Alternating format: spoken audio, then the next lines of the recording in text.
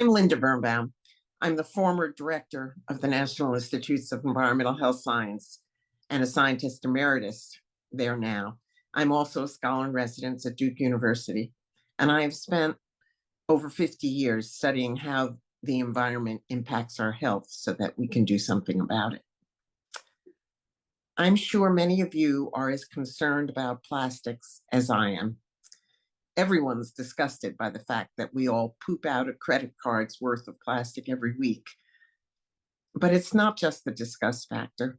It's the fact that this is having an impact on us, and in some ways, even more importantly, on our children.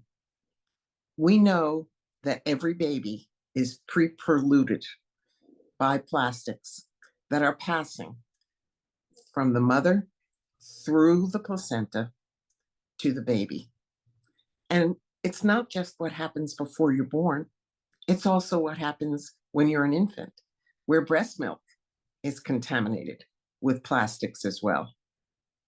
Now, we're beginning to get data that shows that plastics can really impact our health.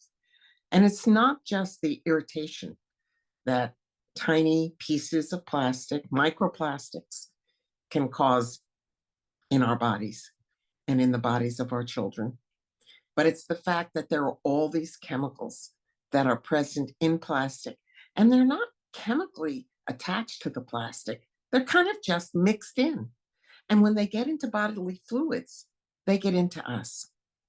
And many of these chemicals impact the developing brain and nervous system. So what are some of these chemicals? Well, they're compounds like phthalates, which are present in lots of different kinds of plastic. We're all exposed to a whole suite of them.